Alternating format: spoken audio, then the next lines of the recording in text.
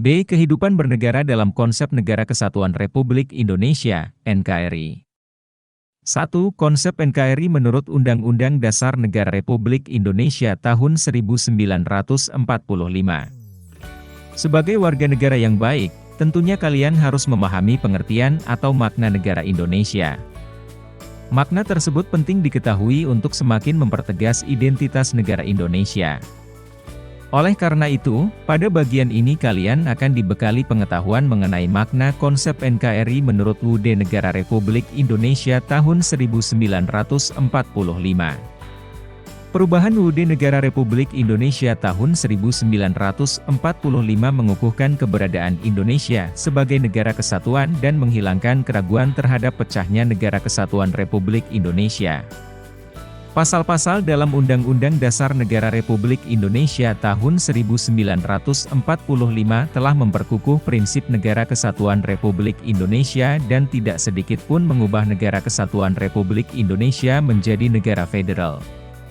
Pasal 1 Ayat 1, UUD Negara Republik Indonesia tahun 1945 yang merupakan naskah asli mengandung prinsip bahwa negara Indonesia ialah negara kesatuan yang berbentuk republik. Pasal yang dirumuskan oleh Panitia Persiapan Kemerdekaan Indonesia tersebut merupakan tekad bangsa Indonesia yang menjadi Sumpah Anak Bangsa pada 1928 yang dikenal dengan Sumpah Pemuda, yaitu satu tanah air, satu bangsa, satu bahasa yaitu Indonesia. Wujud Negara Kesatuan Republik Indonesia semakin kukuh setelah dilakukan perubahan UUD Negara Republik Indonesia tahun 1945. Perubahan tersebut dimulai dari adanya ketetapan Majelis Permusyawaratan Rakyat yang salah satunya adalah tidak mengubah pembukaan UUD Negara Republik Indonesia tahun 1945 dan tetap mempertahankan Negara Kesatuan Republik Indonesia sebagai bentuk final negara bagi bangsa Indonesia. Kesepakatan untuk tetap mempertahankan bentuk negara kesatuan didasari pertimbangan bahwa negara kesatuan adalah bentuk yang ditetapkan sejak awal berdirinya negara Indonesia. Bentuk negara kesatuan dipandang paling tepat untuk mewadahi ide persatuan sebuah bangsa yang majemuk ditinjau dari berbagai latar belakang, dasar pemikiran. UUD Negara Republik Indonesia tahun 1945 secara nyata mengandung semangat agar Indonesia bersatu, baik sebagaimana tercantum dalam pembukaan maupun dalam pasal-pasal yang langsung menyebutkan tentang Negara Kesatuan Republik Indonesia. Hal ini dituangkan dalam 5 pasal, yaitu, Pasal 1 Ayat 1, Pasal 18 Ayat 1, Pasal 18b Ayat 2, Pasal 25A, dan Pasal 37 Ayat 5, UUD Negara Republik Indonesia tahun 1945 serta rumusan pasal-pasal yang mengukuhkan Negara Kesatuan Republik Indonesia, dan keberadaan lembaga-lembaga dalam Undang-Undang Dasar Negara Republik Indonesia tahun 1945. Prinsip kesatuan dalam Negara Kesatuan Republik Indonesia dipertegas dalam alinea keempat pembukaan UUD Negara Republik Indonesia tahun 1945, yaitu dalam upaya membentuk suatu pemerintahan negara Indonesia yang melindungi segenap bangsa Indonesia dan seluruh tumpah darah Indonesia. Pembentukan pemerintahan negara Indonesia yang melindungi segenap bangsa Indonesia dan seluruh tumpah darah Indonesia bertujuan untuk memajukan kesejahteraan umum, mencerdaskan kehidupan bangsa, dan ikut melaksanakan ketertiban dunia yang berdasarkan kemerdekaan, perdamaian abadi, dan keadilan sosial. Tujuan tersebut dapat dicapai hanya dengan adanya kemerdekaan bagi bangsa Indonesia. Dalam alinea keempat ini secara tegas diproklamirkan, maka disusunlah kemerdekaan kebangsaan Indonesia itu dalam suatu Undang-Undang Dasar Negara Indonesia, yang terbentuk dalam suatu susunan negara Republik Indonesia yang berkedaulatan rakyat dengan berdasar kepada ketuhanan yang Maha Esa, kemanusiaan yang adil dan beradab, persatuan Indonesia, dan kerakyatan yang dipimpin oleh hikmat kebijaksanaan dalam permusyawaratan perwakilan, serta dengan mewujudkan suatu keadilan sosial bagi seluruh rakyat Indonesia. Makna negara Indonesia juga dapat dipandang dari segi kewilayahan. Pasal 25A Bude Negara Republik Indonesia tahun 1945 menentukan bahwa, Negara Kesatuan Republik Indonesia adalah sebuah negara kepulauan yang berciri Nusantara dengan wilayah yang batas-batas dan hak-haknya ditetapkan dengan undang-undang. Istilah Nusantara dalam ketentuan tersebut dipergunakan untuk menggambarkan kesatuan wilayah perairan dan gugusan pulau-pulau Indonesia yang terletak di antara Samudera Pasifik dan Samudera Hindia serta di antara benua Asia dan benua Australia. Kesatuan wilayah tersebut juga mencakup 1. Kesatuan politik, 2. Kesatuan hukum, 3. Kesatuan sosial budaya, serta 4. Kesatuan pertahanan dan keamanan. Dengan demikian, meskipun wilayah Indonesia terdiri atas ribuan pulau, tetapi semuanya terikat dalam satu kesatuan negara yaitu Negara Kesatuan Republik Indonesia. Dari uraian di atas dapat disimpulkan bahwa negara Indonesia adalah negara kesatuan berbentuk republik yang wilayahnya merupakan kesatuan dari ribuan pulau yang terletak di antara Samudera Pasifik dan Samudera Hindia serta di antara benua Asia dan Australia.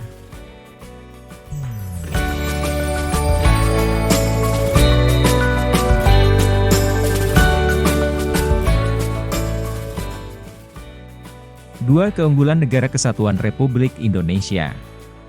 Indonesia adalah negara kepulauan. Hal ini dapat dibuktikan dari nama lain atau julukan terhadap Indonesia yaitu Nusantara, yang berarti di antara nusa atau di antara pulau. Jadi, Indonesia terdiri atas pulau-pulau.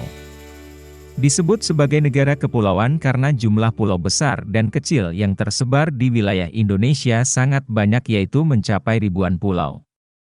Pulau-pulau tersebut terletak di persimpangan dunia yaitu di antara dua samudera dan dua benua. Begitu indahnya pulau-pulau yang terletak di wilayah Indonesia yang membujur di garis khatulistiwa sehingga diibaratkan untayan Ratna Mutu Manikam atau Zamrud Khatulistiwa. Sekalipun wilayah Indonesia meliputi pulau-pulau, tidak menjadikan bangsa Indonesia bercerai-berai, namun keadaan tersebut justru menjadi perekat untuk semakin meningkatkan rasa persatuan dan kesatuan bangsa.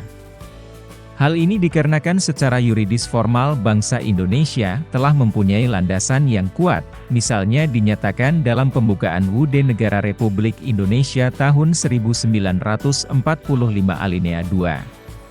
Selain itu, dalam pasal 1 ayat 1, dinyatakan bahwa Indonesia ialah negara kesatuan yang berbentuk republik. Dengan demikian, sekalipun secara nyata Indonesia terdiri dari berbagai keanekaragaman penduduknya yang tersebar di berbagai pulau besar dan kecil, tidak menjadikan bangsa Indonesia bercerai-berai. Hal ini sudah barang tentu merupakan poin tersendiri yang menjadikan kita merasa bangga sebagai bangsa Indonesia.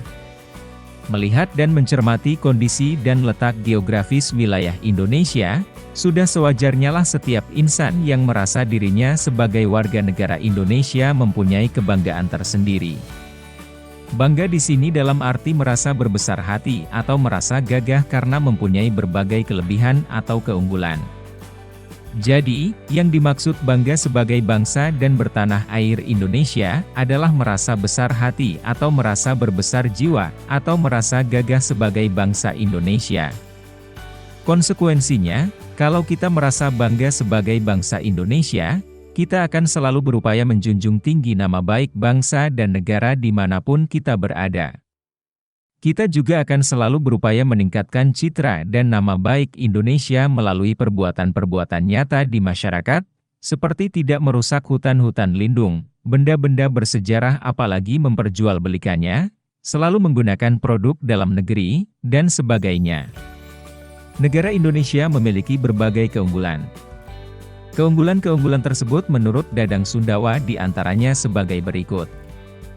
A. Jumlah dan potensi penduduknya yang cukup besar yaitu menempati urutan keempat di dunia setelah RRC, India, dan Amerika Serikat. Jumlah penduduk yang besar merupakan potensi yang tidak ternilai harganya dalam upaya mengisi dan mempertahankan kemerdekaan, termasuk sebagai modal dasar dalam melaksanakan pembangunan dalam upaya menyejahterakan bangsa. B. Memiliki keanekaragaman dalam berbagai aspek kehidupan sosial budaya seperti adat istiadat, bahasa, agama, kesenian, dan sebagainya. Perbedaan atau keanekaragaman tersebut tidak menjadikan bangsa Indonesia bercerai-berai, namun justru merupakan potensi untuk mengembangkan dirinya menjadi bangsa yang besar.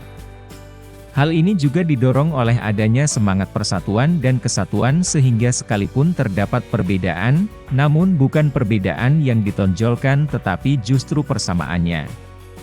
C. Dalam pengembangan wilayah, kita mempunyai konsep wawasan Nusantara sehingga sekalipun terdapat berbagai keanekaragaman namun prinsipnya kita tetap satu pandangan yaitu memandang bangsa Indonesia sebagai satu kesatuan ideologi, politik, ekonomi, sosial budaya, dan hankam. D. Semangat Sumpah Pemuda yang selalu merasuki jiwa dan kalbu bangsa Indonesia.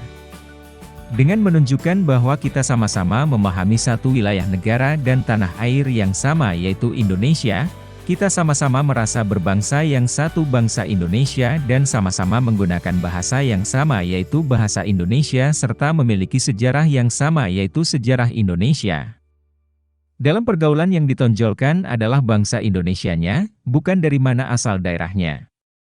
E. Memiliki tata krama atau keramah tamahan. Sejak dahulu bangsa Indonesia sangat terkenal akan keramahan dan kesopanannya sehingga sangat menarik bangsa-bangsa lain di dunia untuk datang ke Indonesia. Namun demikian, akhir-akhir ini kesopanan dan keramahan bangsa Indonesia agak tercemar oleh ulah segelintir manusia yang tidak bertanggung jawab, terutama yang gemar membuat kerusuhan, kerusakan, dan perangai-perangai lain yang justru membuat bangsa lain takut datang ke Indonesia. F. Letak wilayahnya yang amat strategis yaitu di posisi silang dunia sehingga membuat Indonesia menjadi wilayah yang amat ramai dan mudah untuk dikunjungi dan disinggahi oleh bangsa-bangsa lain. G. Keindahan alam Indonesia tidak disangsikan lagi. Misalnya pantai-pantai di Bali, Pantai Kuta, Pantai Sanur, dan sebagainya, Sumatera, Danau Toba, Jawa Barat, Pantai Pangandaran, Pantai Carita, Gunung Tangkuban Perahu. Keanekaragaman flora dan faunanya membuat bangsa Indonesia juga sering dikunjungi oleh bangsa-bangsa lain. Salah satu keajaiban dunia juga ada di Indonesia yaitu Candi Borobudur yang tidak sedikit menarik wisatawan untuk datang ke Indonesia. Selain Candi Borobudur, Indonesia pun mempunyai keajaiban dunia lainnya yaitu Pulau Komodo. Wilayahnya sangat luas yaitu 5.193.250 km persegi yang meliputi daratan seluas 2.027.087 km persegi dan lautan seluas 3.166.163 km persegi. J. Tanahnya amat subur dan kaya akan sumber alam. Selain hal-hal di atas yang merupakan kondisi objektif bangsa Indonesia, maka secara internasional atau mendunia, bangsa Indonesia juga sudah beberapa kali dipercaya oleh bangsa-bangsa lain untuk menyelenggarakan pertemuan-pertemuan yang bersifat internasional yang juga tidak sedikit melahirkan sejarah bagi bangsa-bangsa lain. Kita masih ingat apa yang terjadi pada tahun 1955, di mana bangsa Indonesia dipercaya untuk menjadi tuan rumah dalam menyelenggarakan konferensi Asia Afrika yang dampaknya sangat luas bagi bangsa-bangsa di wilayah Asia Afrika dalam upaya memerdekakan diri dari belenggu penjajah, terutama yang masih belum merdeka saat itu. Kita juga pernah dipercaya menjadi tuan rumah KTT Non-Blok pada tahun 1992 dan Indonesia juga termasuk perintis dan pendiri gerakan non-blok tersebut. Selain itu, kita juga mempunyai pabrik pesawat terbang yang bernama PT Dirgantara Indonesia, dahulu bernama Industri Pesawat Terbang Nusantara, IPTN, yang telah menghasilkan pesawat-pesawat yang dapat dibanggakan. Sebagai bukti rasa cinta dan bangga yang sangat mendalam terhadap wilayah tanah air, banyak di antara seniman kita yang merefleksikannya dalam bentuk syair maupun lagu. Ada lagu yang berjudul Rayuan Pulau Kelapa, yang diciptakan Ismail Marzuki. Ada juga beberapa lagu karya Koes yang diberi judul Nusantara dan Kolam Susu, yang menggambarkan betapa indah dan suburnya keadaan alam Indonesia. Kesemuanya itu sudah barang tentu merupakan alasan yang sangat objektif untuk menjadikan kita merasa bangga sebagai bangsa Indonesia. Perasaan bangga sebagai bangsa Indonesia sudah barang tentu bukan hanya sekadar slogan belaka, akan tetapi harus dibuktikan dengan karya-karya nyata, baik dalam bentuk partisipasi dalam pembangunan maupun dalam bentuk karya-karya yang dihasilkannya.